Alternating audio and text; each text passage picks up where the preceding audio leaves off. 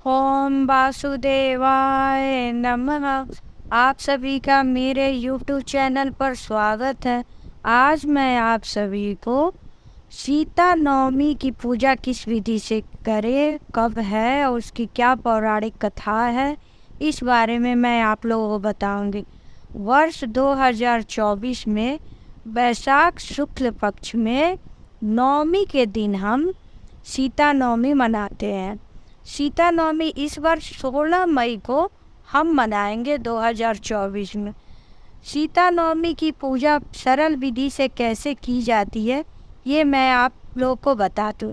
सर्वप्रथम ब्रह्म मुहूर्त में उठ के हमें स्नान ध्यान करके स्वच्छ कपड़ा पहन के आप मंदिर में ही पूजा कर सकती हैं, या आपके पास जगह हो तो रंगोली बना के एक छोटी सी चौकी रख लीजिए, उस पर पीला कपड़ा बिछा लीजिए। उसके बाद से आप अगर सीता जी राम जी की अगर मूर्ति आपके पास है तो उसको गंगा जल से स्नान कराइए। अगर फ़ोटो है तो फोटो में भी आप राम सीता का रख के पुष्प से जल छिड़काव मनन स्नान करा के फ़ोटो को पोंछ के आप उस पर राम जी को चंदन का टीका लगाइए और माता जी को आप सिंदूर का टीका लगाइए। राम जी को आप जनेऊ अर्पित कीजिए, माता जी को चुंदरी अर्पित कीजिए और माता जी को 16 श्रृंगार का सामान भी आप अर्पित कीजिए। पुष्प चढ़ाइए, उसके बाद से धूप दीप नैवेद्य मतलब पंचोपरात भगवान की पूजा कीजिए। माता जी को जो ऋतु फल है, जैसे बैसाख मास में आम बहुत मिलता है तो आप आम भी चढ़ा सकते हैं, मीठा कोई भी प्रसाद आप चढ़ा सकते हैं। इस प्रकार से हम माता जी की पूजा करेंगे, घी का दीप जलाएंगे और कपूर से उनकी आरती करेंगे।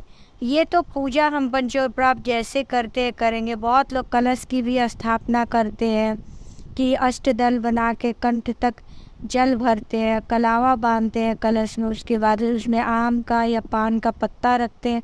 एक प्लेट में चावल हम रख के उसके ऊपर घी की दीप भी रख सकते हैं, कलश की भी स्थापना कर सकते हैं। अगर नहीं कर पाए तो आप भगवान की पूजा करें, लेकिन हाँ, भगवान की जब आप पूजा कर रहे हो तो जो सारी विधि मैंने बताई है तो एक गणपति जी भी पहले रखें और सारी पूजा पहले गणपति जी की करने के बाद ही सीताराम की पूजा करें। आप लोग को तो पता है ही, कोई भी पूजा करने के पहले हमें गणपति जी की पूजा करनी चाहिए।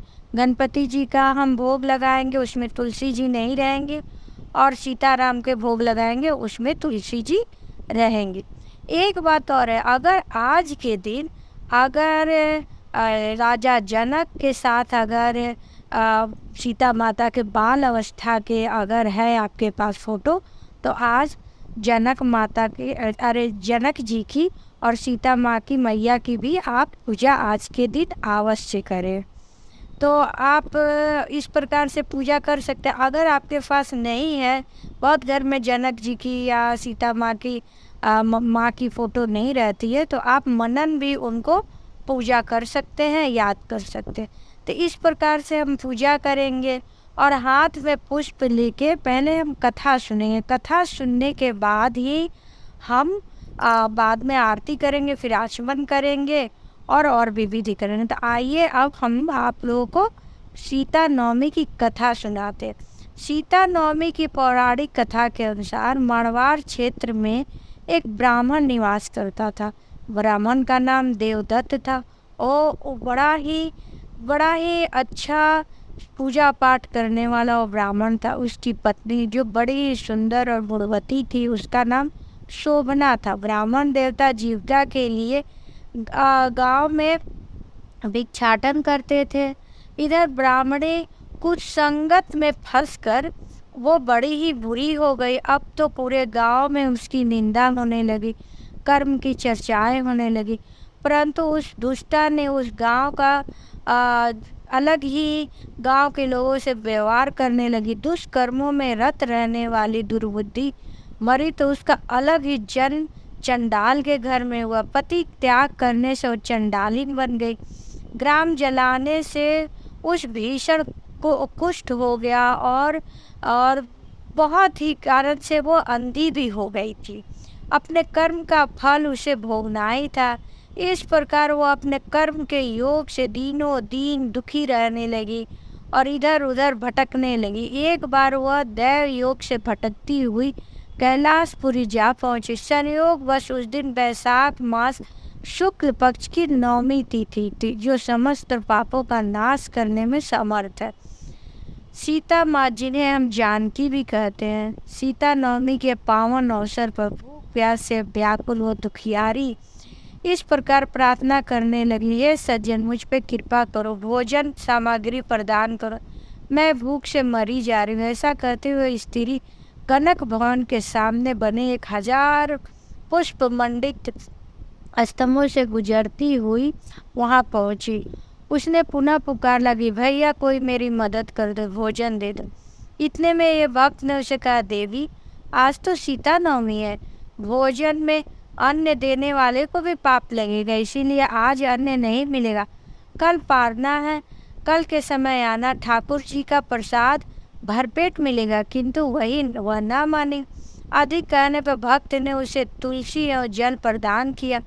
पापनी भूख से मरी जा रही थी, किंतु इसी बहाने अनजाने में ने सीता माँ की नवमी का व्रत कर लिया। अब उस परम कृपालनी ने उस समस्त पापों से मुक्त कर दिया। इस व्रत के प्रभाव से पापनी निर्मल होकर स्वर्ग में आनंद पूर्वक अनंत वर्षों तक रही। तत्पश्चात वो काम रूप देश के महाराज जयसिंह की महारानी काम कला के नाम से विख्यात हुई। जाति स्मरा उस महान साध्वी ने अपने राज्य में अनेक देवालय बनवाए, जिसमें जनक की, रघुनाथ की प्रतिष्ठा करवाई, जानकी की। और अतः सीता नवमी पर श्रद्धालु माता जानकी की पूजा अर्चना और सौभाग्य प्रदान होता था उनको। सीता नवमी के दिन हमें इस प्रकार से जब हम कथा सुन लेंगे, उसके बाद से पुष्प लेके हम सीता माता के चरणों में रख के हाथ जोड़ेंगे। देखिए, सीता माँ की जन्म की भी कथा हम सुन सकते हैं कि उनकी जन्म कैसी हुई थी, उसका भी हम गुणगान कर सकते हैं कि जनकपुरी में। दूसरी कथा इस प्रकार से है कि जनकपुरी में सूखा पड़ गया था। सब लोगों ने कहा कि जब महाराज यहाँ के हल जोतेंगे जनक जी, तभी वर्षा होगी। प्रजा के लिए जनक जी हल जोतने गए। हल जब जोते तो किसी चीज़ से टकराने लगा, तो वहाँ का मिट्टी हटा के लोग देखा तो उसमें माता जानकी थी। तो इस प्रकार से माता जानकी का कैसे जन्म हुआ, ये भी हम लोग कथा में जानते हैं। इसके बाद हमें श्री सीताराम का जप करना चाहिए। सीताराम सीताराम या श्री सीताय नमः का भी हम जप कर सकते हैं। इस प्रकार से हम पूजा करेंगे, आरती करेंगे। आप चाहे तो दिन भर व्रत रह सकते हैं या पूजा पाठ करके सात्विक भोजन ग्रहण कर सकते हैं। तो आप लोगों को ये कथा कैसी लगी आप ज़रूर बताएं और चैनल को सब्सक्राइब और लाइक करें। ओम वासुदेवाय नमः।